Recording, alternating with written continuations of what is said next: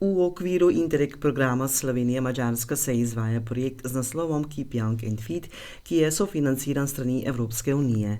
Cilj projekta je nadgradnja že obstoječega sistema za krepitev zdravja pri mladostnikih zaradi poslabšanega zdravstvenega stanja prebivalcev na obeh straneh meje. Pilotne aktivnosti projekta se pod okriljem Zdravstvenega doma Gornja Radgona, Univerze Alma Mater Europeja Maribor in televizije AS iz Murske Sobote izvajajo na 6 osnovnih šolah iz upravne enote Gornja Radgona. Skozi celotno obdobje projekta je namen otrokom in njihovim staršem čim bolj približati zdrav življenjski slog ter jim predstaviti smernice in načine za njegovo doseganje. V Radencih je tako v okviru projekta Keep Young and Fit potekala delavnica na temo zdravo prehranjevanje, ki so jo izvedli Center za krepitev zdravja Gornja Radgona z učenci 7. razreda osnovne šole Radenci in dijaki srednje šole za gostinstvo in turizem Radenci pod vodstvom 2 mentorjev. O pomembnosti uživanja uravnotežene prehrane v vzgojnem razvojnem obdobju mladostnikov Dušan Zelko, učitelj praktičnega pouka na srednji šoli za gostinstvo in turizem Radenci. Mislim, da je zelo pomembno, ker tukaj smo ena od boljših držav, ko imamo urejeno že vrteško prehrano, šolsko prehrano, kjer se res jedilniki sestavljajo po smernicah uravnotežene prehrane in da to zaužijejo, ne glede na to, ali bodo popoldne oziroma doma pojedli nekaj drugega, nekaj drugačnega, v šoli pa je potem ta obrok res primeren.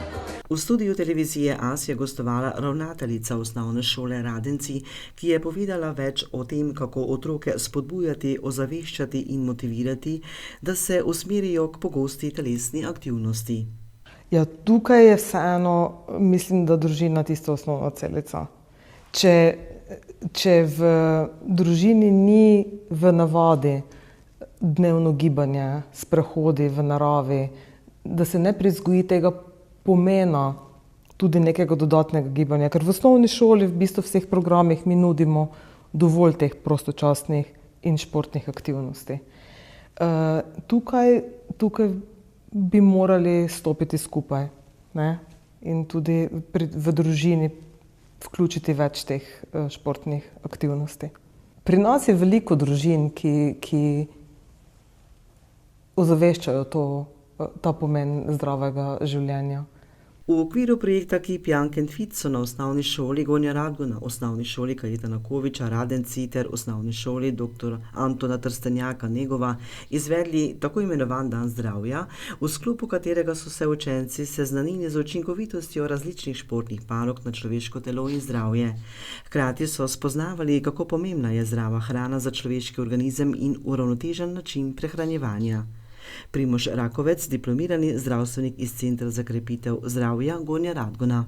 Torej, danes organiziramo v Gornji Radgoni, na osnovni šoli Gornja Radgona, dan zdravja, na katere smo povabili lokalne ponudnike prehrane, kateri že sodelujejo vrsto let z osnovno šolo, in pa povabili smo športna društva, kajti želimo si, da otroci spoznajo čim več različnih športov, v katerem bi se našli in bi seveda se tudi potem čim bolj udejstvovali teh športnih aktivnosti.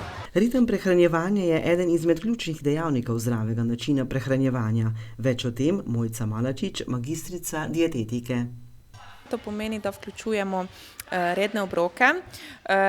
Naj bi imeli vsaj 3 redne obroke, pa potem, če je možno, 2 neki premostitvene malici. Zdaj glavni obroki, kot smo se že večkrat omenila, morajo biti dejansko pripravljeni po principu zdravega krožnika, ko se vključuje vsa ta hranila.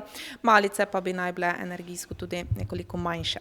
Toliko da premostimo ta časovno obdobje med temi obroki, da se potem ne prenajemo oziroma ne zaužijemo energijsko prevelike količine. Kaj potrebujemo, da ohranimo naše zdravje? Maja Graj, magistrica kineziologije. Ja, za ohranitev zdravja je ključen preplet kar marsikaterih determinant zdravja in med tem je telesna dejavnost ena izmed tistih ključnih, seveda poleg tudi zdrave in pa uravnotežene prehrane, zadosti spanja in pa seveda čim več oziroma čim boljšo podporo našemu duševnemu zdravju. Tako da gre za res preplet marsikaterih determinantov, tako tudi zunanjega okolja, da potem je res naše zdravje stabilno.